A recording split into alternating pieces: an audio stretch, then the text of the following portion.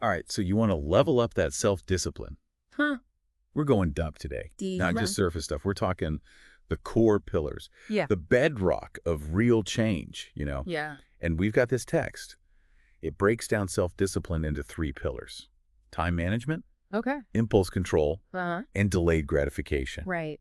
But it goes way beyond just defining them. Oh, yeah. We're talking actual tactics, like the Eisenhower matrix, Mm-hmm. the power of saying no to that bag of chips, Oh, I like that one. and why that's actually training your brain. Interesting. And we'll even get into how vision boards fit into all this. Wow. You ready to unpack it all? Absolutely. What's fascinating about this whole approach is it's not about isolated techniques. Right. It's about how these techniques create a system. Okay. Think of it as a blueprint for success, but one you build from the ground up with these fundamental pillars. Okay. I'm already intrigued. I mean, so often we try those one-off self-improvement hacks, and they just fizzle out. But this time, we're going deeper. But before we get into the specifics, why is it so crucial to see these pillars as connected, not just separate things to work on?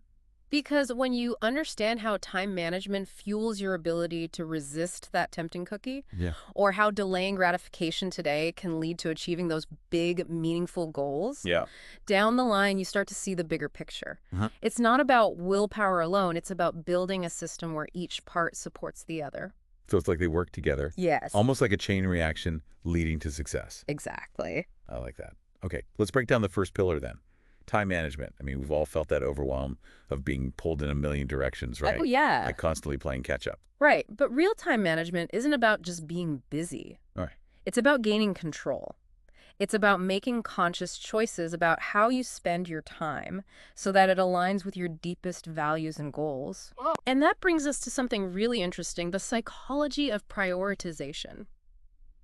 Have you ever noticed how much stress melts away when you feel like you're working on the right things? Not just the urgent ones. Oh, 100%. Yeah. But how do we figure out what the right things are? Yeah. I'm all about actionable steps here, and our source mentioned this thing called the Eisenhower matrix. Yes. I feel like this is where things get tactical. The Eisenhower matrix is brilliant for that. It's a simple but powerful tool for prioritizing tasks based on urgency and importance. Okay. For example, let's say you get invited to a party. Right. It feels urgent, everyone's talking about it. Right. But is it truly important compared to, say, studying for that exam that's going to affect your future? Okay, yeah, party's fun, but exam wins on the importance scale, for sure. Exactly. So this matrix helps us make those tough calls. Exactly. It helps you visualize where to focus your energy. Ah. It's not about saying no to everything fun, Right. but about making sure you're saying yes to the things that align with your bigger goals. This already makes things so much clearer. But what about those massive, overwhelming goals? I know our listener, the learner, is all about tackling big dreams. Yeah. But those can feel really intimidating. Does time management help with that too? That's where it gets really interesting. Time management isn't just for daily tasks. Right. It's a way to break down any goal, Okay. no matter how huge, into smaller, more manageable steps. So instead of feeling paralyzed by the enormity of it all, Yeah. you've got a roadmap, a series of actions you can actually take. Imagine climbing a mountain. You don't just teleport to the top, right? That's a perfect analogy. You focus on each step, each foothold, Right. and suddenly the summit doesn't seem so impossible. Exactly. Okay, so time management helps us prioritize and break things down. Yes. But what about those moments when temptation strikes? Those distractions that derail us no matter how organized we are. Yes. The siren call of instant gratification. Ugh, tell me about it. And that, my friend, brings us to our next pillar, Okay. impulse control. Impulse control. Oh, the struggle is real. It is. I mean, who hasn't scrolled through their phone when they should be working? Oh, yeah. Or grabbed that extra cookie even though you swore you were done? Guilty. It's like our brains are wired for instant gratification. They are. But I'm guessing there's more to this than just willpower, right? Absolutely. What's fascinating here is that impulse control is less about restriction Okay. and more about training a mental muscle. Each time you resist that immediate gratification, you're actually strengthening your ability to make choices that align with your long-term goals. So it's like hitting the gym, but for our minds. Yes, Building those mental biceps to resist those tempting donuts. exactly. And just like with physical exercise, the more you practice, the easier it gets. Right. Each time you say no to that urge, Right. You're building resilience, Hmm. the ability to pause before reacting Yeah. and make conscious, intentional choices. Okay, so we're building that no muscle. But how does mindfulness play into all of this? I always thought of mindfulness as something you do on a meditation cushion, Right. not necessarily when you're about to impulse buy those shoes online. That's a common misconception. Mindfulness isn't just about meditation. It's Mhm. about bringing awareness to the present moment, Okay. no matter what you're doing. Right. And that can be incredibly powerful when it comes to impulse control. Okay, I'm starting to see how this applies to those add to cart moments. Mm. So instead of mindlessly clicking buy now, Yeah, we take a pause, a mindful moment? precisely. You take a breath, Okay. observe the urge, Yeah. and ask yourself, Hmm. do I really need this? Right. Does this align with my goals? Uh, That pause, that moment of awareness, okay. is where you regain control. I like that. You're essentially shifting from reactive to proactive, Okay. choosing your actions instead of being driven by impulses. And this is giving me a whole new perspective on impulse control. Good. It's not about denying ourselves joy. Yeah. It's about making choices that align with what truly matters to us. Exactly. It's about understanding that true fulfillment often comes from delaying gratification. Ooh, okay. Which brings us to our third pillar. All right. Think about it. You could have that instant reward, that Yeah. latte, that new gadget, Right? or you could choose to delay that gratification and work towards something bigger, Hmm. something more meaningful. Okay, so set the stage for us. Why is delayed gratification such a cornerstone of self-discipline? Delayed gratification is the ability to choose a larger, more rewarding outcome in the future Okay. over a smaller, less rewarding outcome right now. Right. It's the difference between indulging in that daily latte or saving that money to travel the world. Oh, I like that. It's about playing the long game, Yeah. investing in your future self, Right. and ultimately living a life filled with purpose. It's that classic marshmallow test, right? Choosing to wait for 2 marshmallows later instead of eating one right now. Yeah. But how do we make those choices easier? How do we overcome the allure of that instant reward? Our source mentioned vision boards. Yeah. But honestly, that always sounded a bit woo-woo to me. Does that stuff really work? Vision boards can be surprisingly effective. They tap into the power of visualization, helping us connect with our deeper desires and stay motivated even when faced with immediate temptations. Okay, I'm all ears. Yeah. Break it down for me. How does staring at a collage help us resist that urge to splurge or procrastinate? When you create a vision board with images and affirmations that represent your goals, whether it's a dream vacation, a healthier lifestyle, a fulfilling career, you're creating a tangible reminder of what you're working towards. Okay. You're making those long-term rewards feel more real, more present. So it's like having a visual anchor to pull us back to our goals when we're tempted to stray.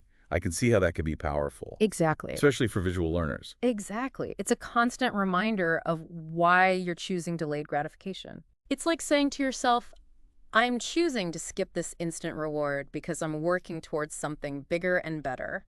This is starting to feel like we're weaving a powerful tapestry here. Yeah. We've got time management helping us prioritize and break down tasks. Impulse control, training our minds to resist temptations. Uh-huh. And delayed gratification, keeping our eyes on the prize. Right. Am I catching on here? You're getting it. And that's exactly what we're aiming for. Okay. Understanding how these pillars work together to create a system for success. Yeah. It's not about being perfect in any one area. Yeah. It's about understanding how these skills support and reinforce each other. I like that. But before we go deeper into how these pillars connect, Yeah. what's standing out to you so far? What's really resonating?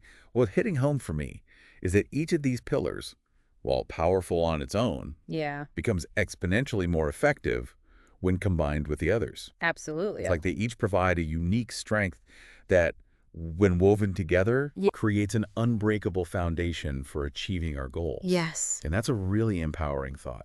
Absolutely.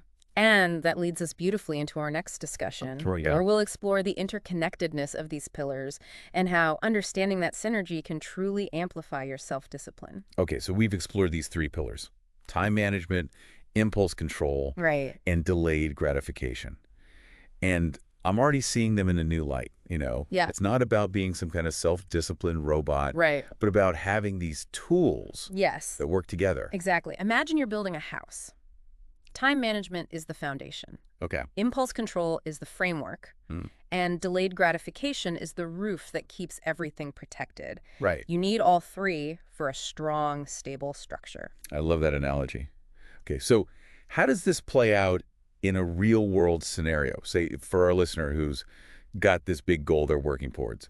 What's the so what of how these pillars actually help them get there? Let's say your goal is to write a book.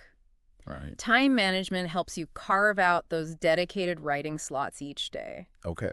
You might even use that Eisenhower matrix Right. to make sure writing stays prioritized over less important tasks. Right. So no more accidentally spending 3 hours down an internet rabbit hole when you meant to be writing. Exactly. And then impulse control comes into play Huh. when those distractions inevitably pop up. Right. Instead of giving in, Yeah. you use those mindfulness techniques we talked about. Okay. Taking a breath, observing the urge Yeah. to stay And focused. you're flexing that mental muscle. Yes, Resisting the easy option in favor of what truly moves you towards your goal. precisely. And delayed gratification kicks in when that progress feels slow, when you're tempted to just give up and watch TV instead.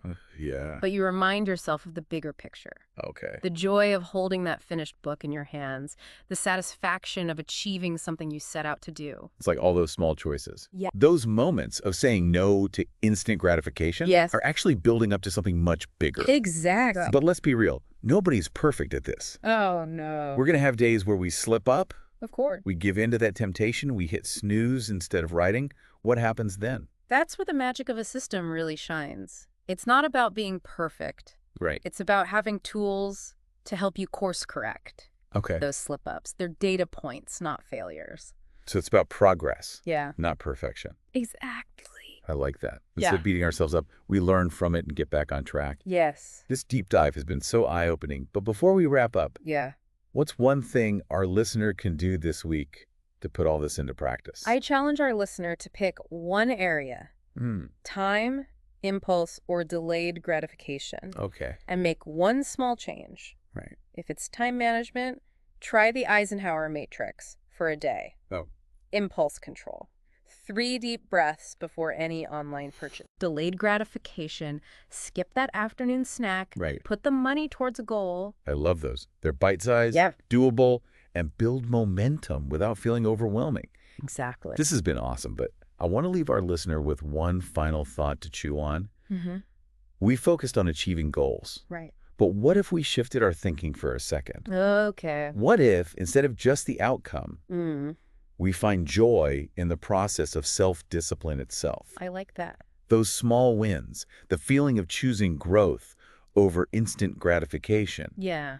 What if that became the reward in a way? That's a brilliant point. It's Yeah. about embracing the journey. Yeah. Finding satisfaction in those daily practices that shape us into who we want to be. Exactly. It's not just about reaching the destination, No. but enjoying the climb. Right. Knowing that each step, each challenge is making us stronger, more resilient, more in control of our lives. And that, my friends, is the true power of self-discipline.